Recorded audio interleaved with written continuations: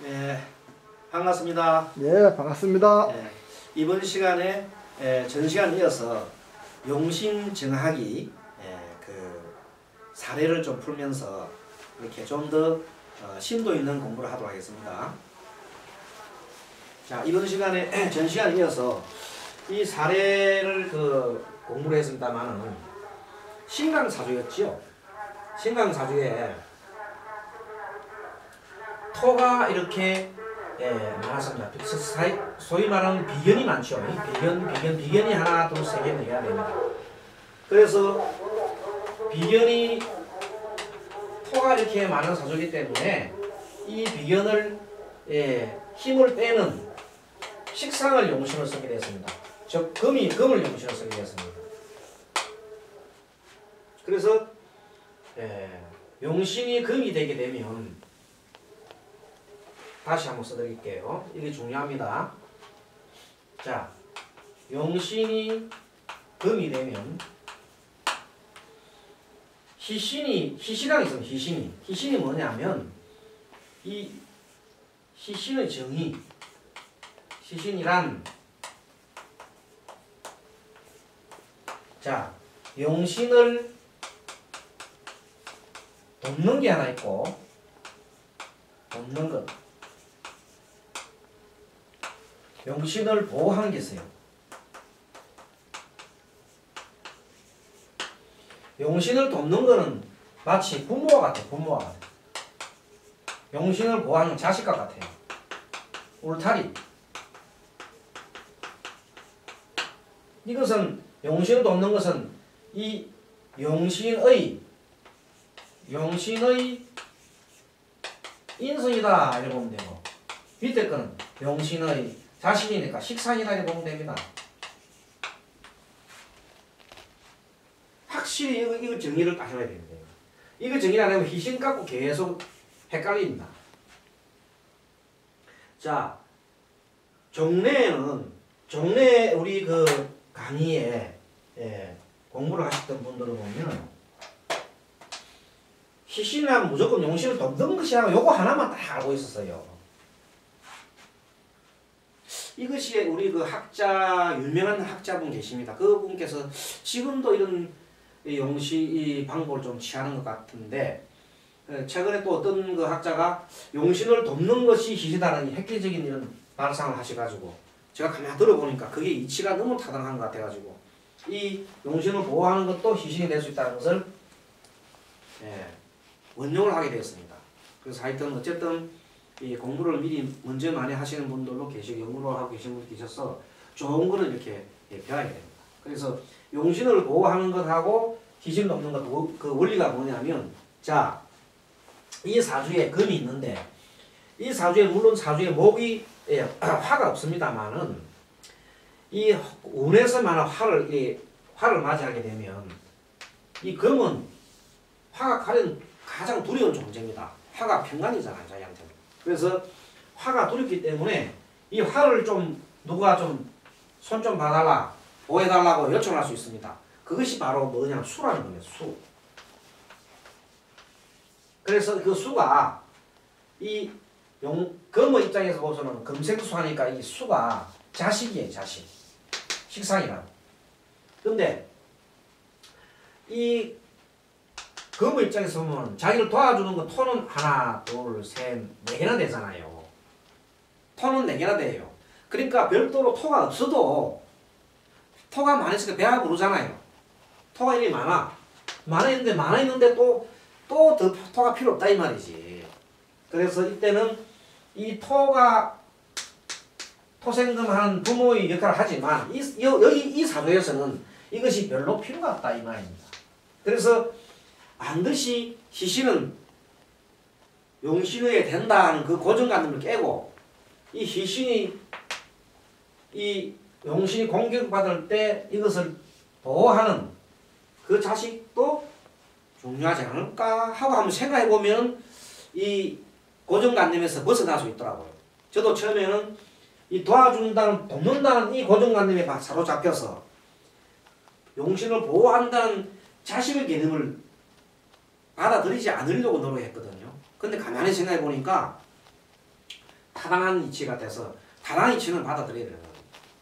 그래서 이 희신 이론에 한해서는 이렇게 두 가지 경우가 있다는 것을 이렇게 말씀드리고 또 아울러서 그러면은 이 용신을 극을 하는 게 있어요. 이 용신을 극을 하는 것이 뭐냐면 귀신이라 하는 건데 귀신 여기서는 화가 됩니다.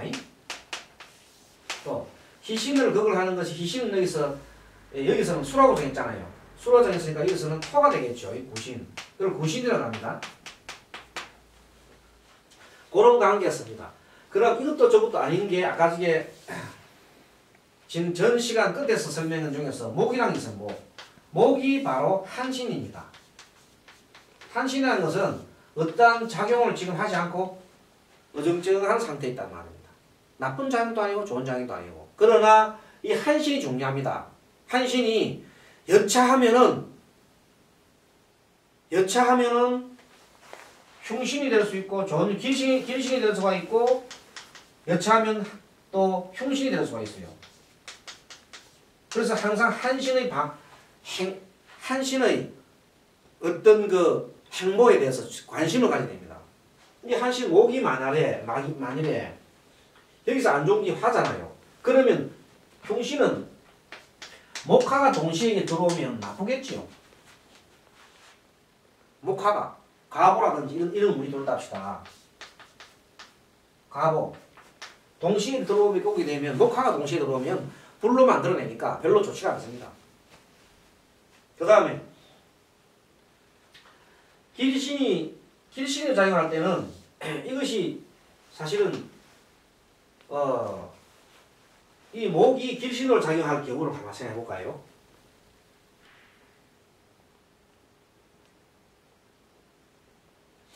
그런데요.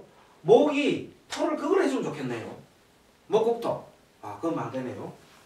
그러면 예를 들어서 갑술을 할까요? 갑술? 얼죽 같은 거 이런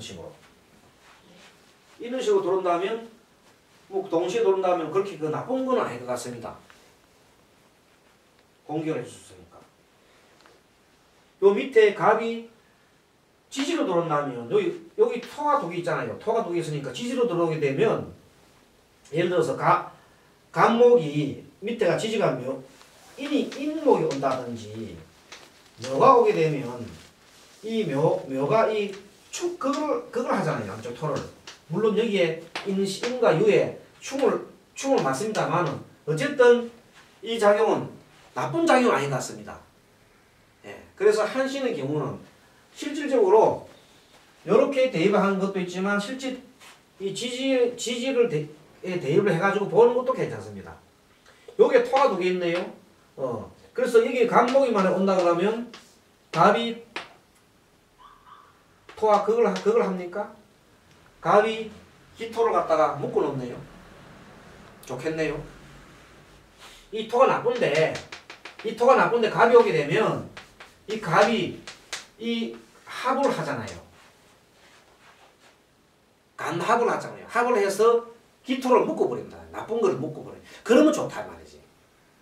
이 용신인데 용신을 묶으면 나쁜데 이 나쁜 놈을 갑이 묶어줬다.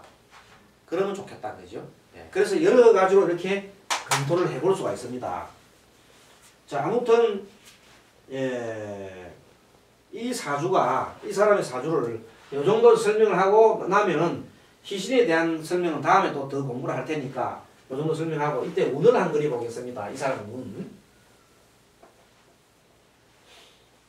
자, 일단 우리 공부는 용신을 이렇게 정한 다음에는 운을 봐야 되거든요. 그래서 다시 정리하면 이 사람 운이 좋은 기 아까도 얘기했지만 금이 좋다겠죠. 금이 좋고 수가 좋고 화가 나쁘고 토가 나쁘다 그랬습니다. 목은 세목. 요렇게 딱 정리해 항상 표를 이렇게 정리해 놓습니다. 그리고 이제 운을 그리보면 이 신미가 2분이 되네요. 그러면 이제 경호부터 나가네요. 8으로 쓰겠습니다. 경호. 경호, 기사, 무진, 정묘, 을추, 갑작. 이운이라고 했죠? 아까 이게? 네, 이운입니다. 12, 22, 32, 42, 52. 이 사람이 당 41세라고 했죠? 네, 41세.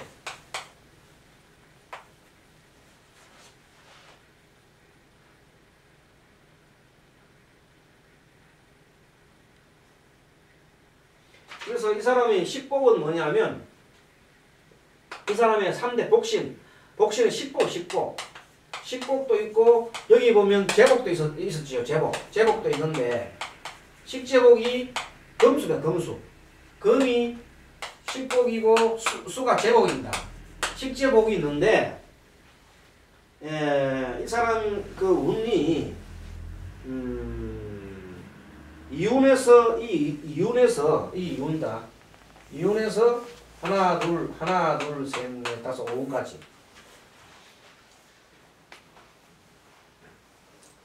그래서 운이 딱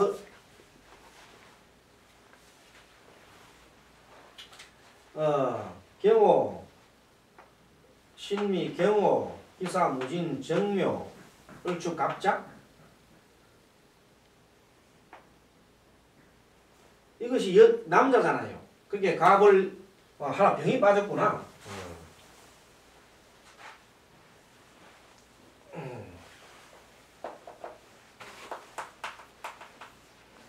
병인, 갑작, 을추, 42, 52, 62.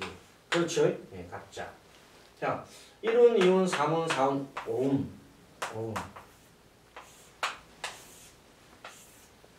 자, 이 운을 봅니다.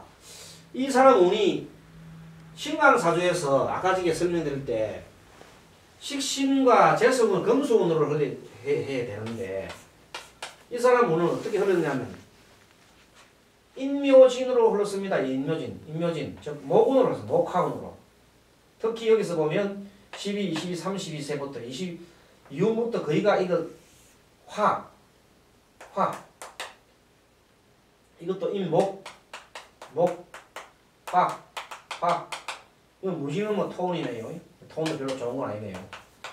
그래서 목화운으로 흘러가지고 이 목이 화하고 붙어가지고 목화운으로 간 겁니다. 뭐 더 엄밀히 얘기하면 이 화운은 나쁘잖아요.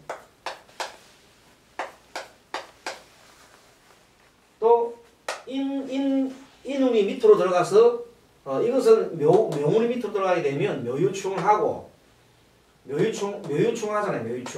묘유충이 하고 또 인신충하니까 여기 있는 식을 갖다가 충을 만들어 보잖아요. 별 재미가 없어요. 사실은 재미가 없다고. 한신이라도 재미가 없어. 이것도 무지니까 다 토토운이니까 나의 술을 제복을 막아보잖아요. 즉 자기 이것도 나쁜 거네요.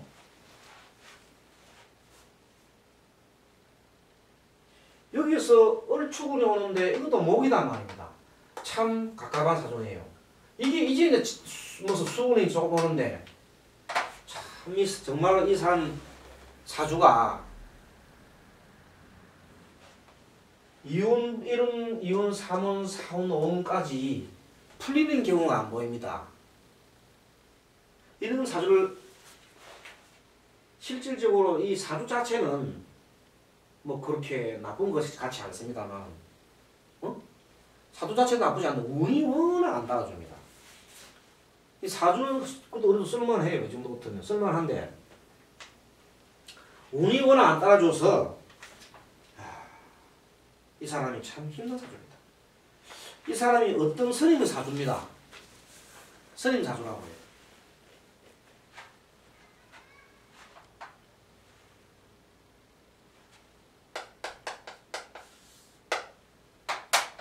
그래서 이 스님이 이때 워낙 힘이 들고 세상 살기가 힘이 들어서 결국 스님이 길로 갔는데 이때 가겠죠. 이때 30대 스님 갔는데 뭐 지금까지도 그렇게 풀리는 것이 보이지 않습니다. 옛날부터 스님 사주가 참 수행자 사주가 굉장히 힘이 드는 사주만. 그래서 수행자 길로 가시겠죠. 세상 살기에 힘이 드니까. 어떻게 보면 이 사주가 이 사람 심리를 보면은 이게 토가 많잖아요.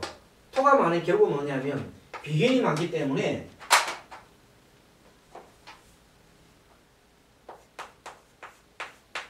비견이 많이 고집이 많아요. 고집이 하늘 높은 일 모르는 고집이 많아요. 그런데다가 이런 무토운을 맞이하면 고집이 그냥 고집 플러스 고집이 돼버리잖아요. 이렇게 22세부터 31세까지 정말로 아마 힘들었을 겁니다. 그리고 이 비견이 많으면 백수예요. 백수. 놉니다. 비견이 많으면 백수라고 해요. 직업이 없어요. 백수. 이 사람 직업이 백수예요. 백수. 젊을 때. 백수인데 백수를 맞이한 거예요. 그러다가 맞이한 게 정묘 병진인데 안 그래도 내가 고집생데다가 화를 못해주면 화생토하니까 더 고집이 더 세지는 거예요. 자기중심적 생각이 너무 강하다. 자기중심 생각 강하다. 그 말은 뭐냐 집착을 너무 많이 한다는 뜻이에요. 이 스님이 만약에 공부를 해서 내가 집착이 너무 많구나. 내가 뭘 놔야겠다 생각하면 여기서 놓을 수 있는 것은 뭐냐면 금이에요. 금. 서방정토 극락세계 아미타 부처님을 계속 죽도록 발언하고 연문하면 아마 모든 게 다 풀릴 것 같습니다.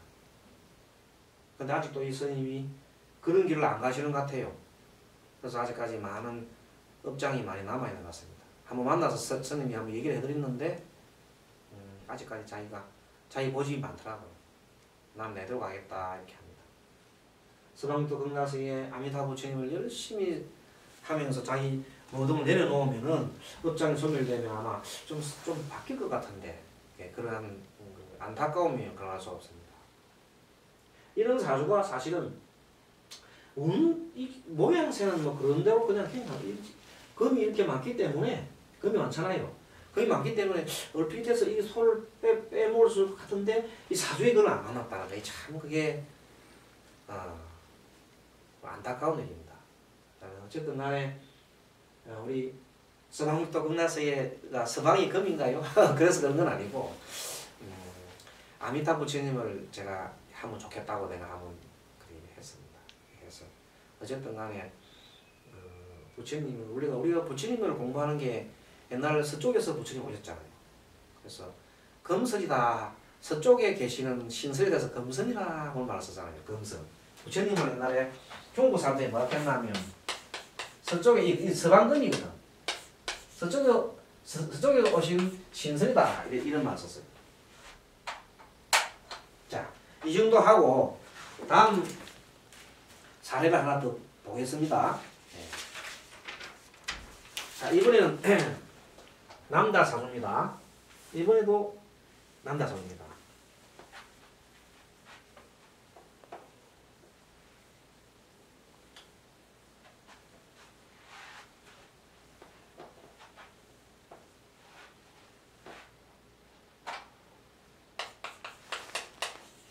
자, 이번에 남자 사주인데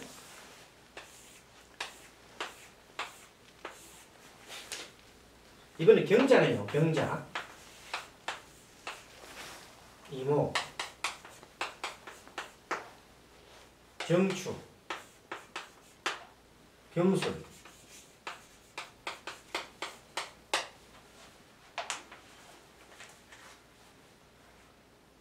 이 사주를 보니까 종전 시간에 공부한 사주 같습니다. 어쨌든 사례로서는 괜찮은 사례 같아서 뽑아놨습니다. 자, 이 사주는 정화가 이렇게 일관으로 되어 있습니다. 근데 사주에 나를 도와주는 목이 없습니다. 인성이 없습니다. 대신에 오화만 이렇게 하나 있습니다. 오화가 이 30%죠. 그래서 B 방법을 봐도 인성, 인비가 합쳐서 30%밖에 안 됩니다. 그래서 신약이다. A 방법을 볼 때도 원령을 덕했으나 원령은 덕했지만 실지하고 이게 일지를 못 얻었으니까 실지하고 실세 세력을 못 얻었으니까 신약하다 이렇게 판단합니다. 신약. 그래서 이 사주는 신약 사주다. 자, 판단됐습니다. 신약 사주가 판단됐으니까 일단은 용신을 정하자. 신약 사주의 용신의 기본 원칙은 인성이다.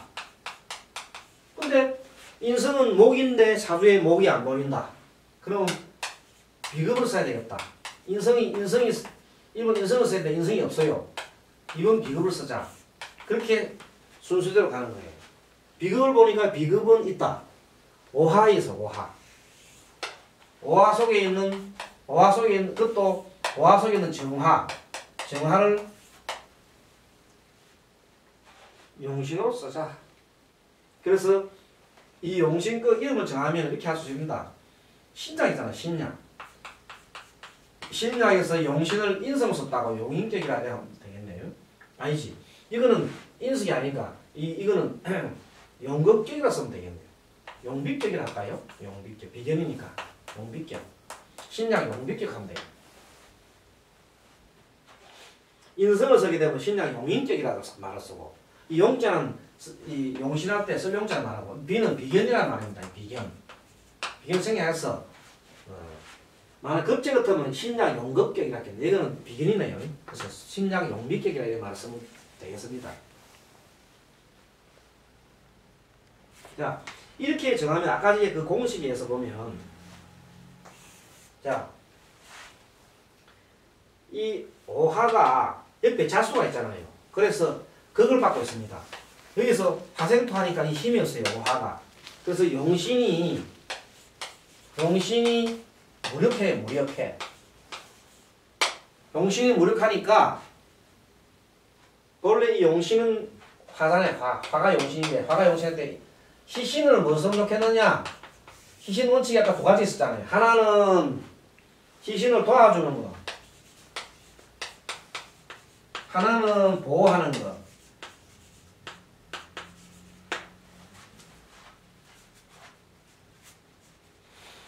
그런데 사실은 이거는 자기를 극하는 게 이렇게 많고 하는데 급한 것은 사실은 이거는 이 오화의 경우에는 너무 극을 많이 받으니까 이 토가 이거를 극을 해주면 좋겠는데 상황이 그런 상황이 아닙니다.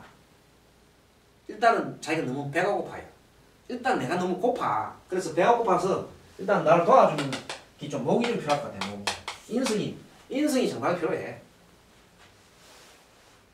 이 화를 도와주는 인성이 필요하다 이거지. 그래서 희신으로서는 인성이 필요하다. 그래서 용신은 화요, 용신은 화요, 희신은 목이다. 용신을 그거하는 수는 기신이고 희신을 그거하는 금은 구신이다. 이렇게 정리하면 되겠네요. 이건 기신, 이건 기신. 신점 뺐습니다. 요거는 좋고, 이건 나쁘고. 토는 한신이다. 이렇게 보면 되겠습니다.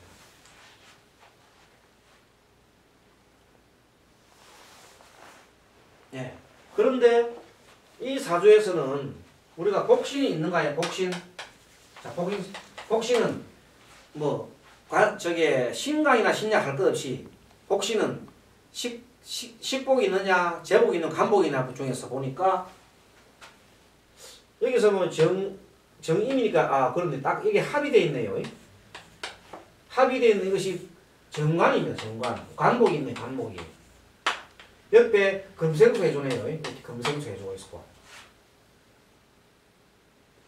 여기 있는 것은 정제네요. 토생금 받고 있고. 그래서 이 사람은 관복도 있고 제복도 있어요.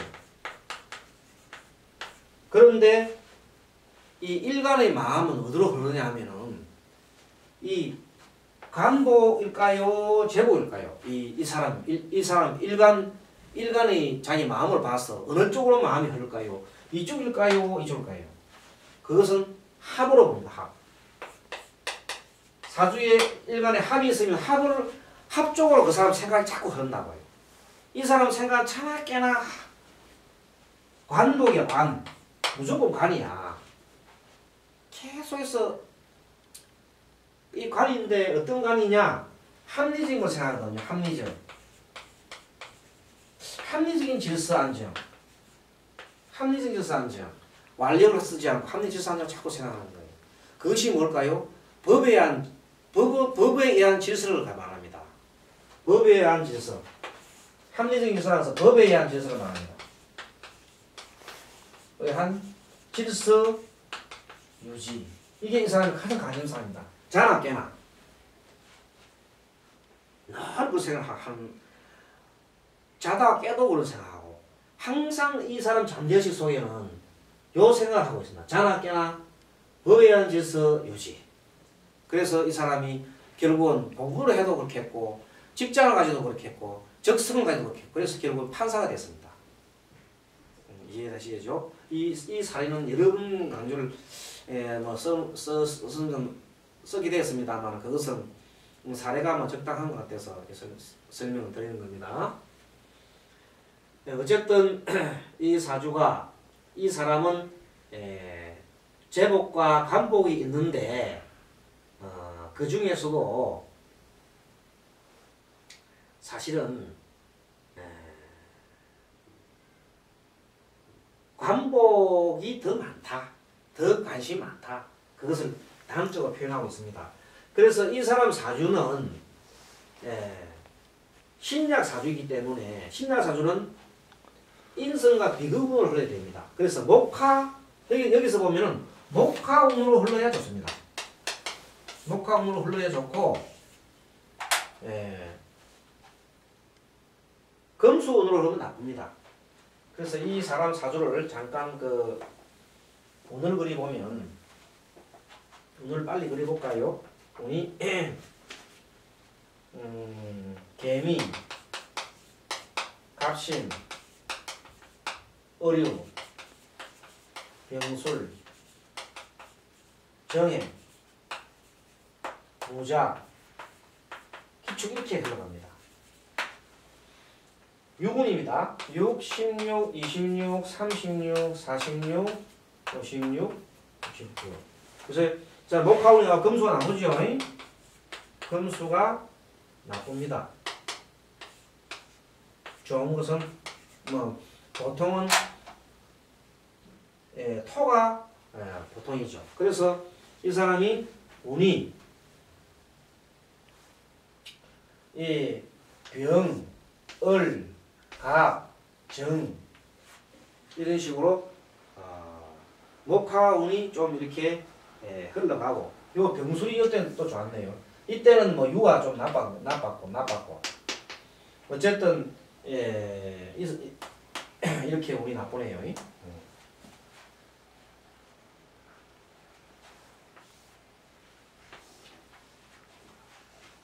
그래서 이 사람 가장 좋은 운이 요 보면 여기서부터 이렇게 한 15년간 운이 좋습니다.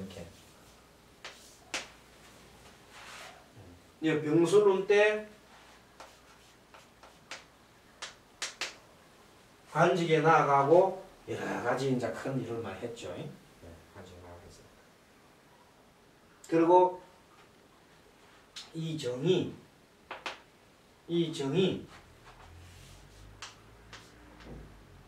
정운이 오면서 이 정이 이 사람한테는 참 신약 사주에서 정운은 참 좋은 운인데 괜찮은 운인데 이 사주에 임이 있어요. 사주에 임하고 이렇게 묶어지는 바람에 정화가 큰 힘을 못 쓰게 됐고, 그 다음에 요거는 5년짜리를 5년으로 이렇게 사주를 보는 방법도 있는데 사실은 이렇게 보는 방법도 있습니다. 10년 단위로 잘라가서 정해니까 밑에서 수가 화를 극을 하잖아요. 예. 그래서 수가 화를 극을 하니까 이것은 이거 용신이 밑에 다리가 상했다 해서 다리가 상했다 해서 절각이라 해요. 절각. 절름발이라 해서 10년간이 절름발이 운이라 그렇게 해석을 하시는 학자도 계세요. 그렇게 보면 요 운이 나쁘겠죠. 예, 나쁜 운이고 또 사실은 이게 정임 한목이 되어서 합이 돼가지고 기반이 돼서 나쁘다 그렇게 볼 수 있어요. 그래서 사실은 이때 이분이 운명하시게 되는 겁니다. 자, 이렇게 해서 오늘은 신강 신약 사주의 용신을 정하는 원칙 3대 복심을 가지고 이렇게 공부를 이렇게 마쳤습니다. 자, 앞으로도 계속해서 용신 공부를 점점 더 이렇게 깊이 다루도록 하겠습니다. 여러분들 수고 많으셨습니다.